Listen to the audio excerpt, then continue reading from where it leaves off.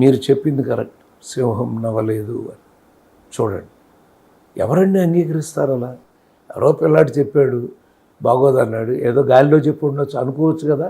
అంటే వాడు ఊహించి నేను ఈ పాత్రకి నేను వేస్తే బాగోదు, ఇవాళ నా ఇమేజ్కి ఈ పాత్ర సరిపోదు అని భావించి చేశారు అని. దీని తర్వాత ఇక మేజర్ చంద్రకాంత్ అండి, మహానుభావుడితో. అంటే ఆయన సినిమాలు చూడని సినిమా ఏముంది? ఆల్మోస్ట్ 300 సినిమాల్లో 1-2 ఏదన్నా దొరకని ఏమన్నా చూడలేదేమో, కానీ ఆయన ప్రతి సినిమా చూసామండి. ప్రతి సినిమా నేను చూశాను. అలా వాటి గురించి మాట్లాడాలంటే కొన్ని వందల సినిమాల గురించి చెప్పాల్సి వస్తుంది. ఈ సమయం చాలదు వాటికి, దానికి వేరే కావాల్సి వస్తుందండి. ఇది మాత్రం లాస్ట్లో మేజర్ చంద్రకాంత్ కథ కూడా ఆయన 5 నిమిషాలు విన్నారండి. నమ్ముతారా మీరు? 5వ నిమిషం అనగానే ఇలా ఆపుతారు. ఆపగానే ముందు మన గుండె జల్లుమంటుంది, ఇది ఎక్కట్లేదా సార్కి అని. దానికి కూడా కారణం ఉందండి. కథ చెప్తానని నాకేమో వారికి కొంచెం ఆరోగ్యంలో చిన్న తేడా వచ్చి ఉన్నప్పుడు అని రాజేంద్ర గారు చెప్పున్నారు.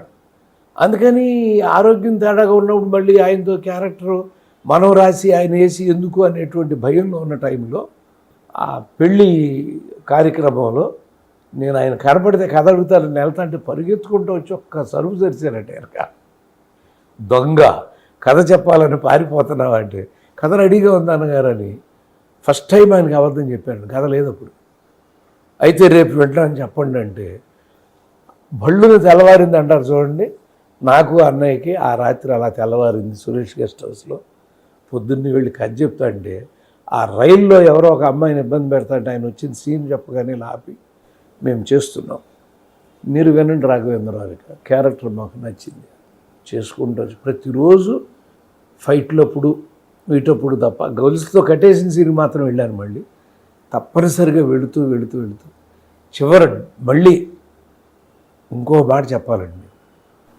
కాపీ చూడగానే గుండె జల్లుమా, ఎందుకంటే ఆయన వాయిస్ అంత బాగాలేదండి.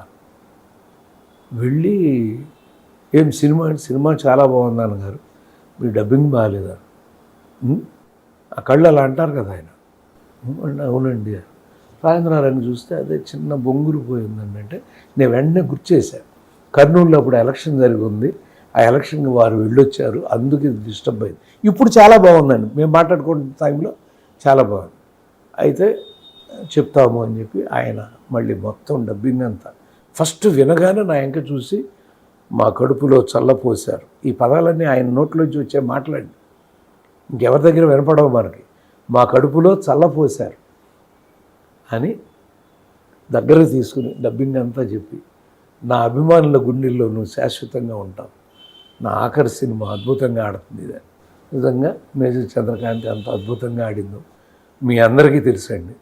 అలా అన్నగారితో ఒక అభిమానం, ఒక దైవత్వం భావిస్తూ ఆయనకి 5 సినిమాలు రాశాం. ఆ 5 సినిమాల్లో 4 చాలా బాగా ఆడినాయి. ఒక సినిమానే దెబ్బతింది, ఎందుకు దెబ్బతిందో కూడా చెప్పాను. మళ్ళీ ఆయన ఒకసారి అన్నారండి నాతో, అయితే 73 సంవత్సరాలు లేకపోతే 85 సంవత్సరాలు మేము ఉంటామని. అది కూడా ఆ మహానుభావుడు ఎలా చెప్పాడో మాకు తెలియదండి. కరెక్ట్గా 73వ ఏట వారు వెళ్ళిపోయారు. కానీ ఆయన 100 ఏళ్ళు బతకాలని కోరుకునేటువంటి అభిమానులు, ముందు వరుసలో ఉండే అభిమానులు నేను కూడా ఒకడిని. ఆయన వాళ్ళ లేకపోయినా ఆయన ఉన్నట్టుగానే భావిస్తూ శిరస్సు వంచి ఆయనకి నమస్కరిస్తూ, అన్నగారు మీరు 100 ఏళ్ళు జీవించి ఉండేవారేమో, కానీ కనీసం 1000 ఏళ్ళు ఈ తెలుగు జాతి గుండెల్లో రాముడిగా, కృష్ణుడిగా, అలా శాశ్వతంగా ఒక దైవస్వరూపుడిగా, అద్భుతమైనటువంటి పరిపాలన అందించినటువంటి మహోన్నతుడిగా, మహానటుడిగా చిరస్థాయిగా ఉండిపోతారు అని తెలియజేస్తూ సెలవు తీసుకుంటున్నాను. నమస్కారం.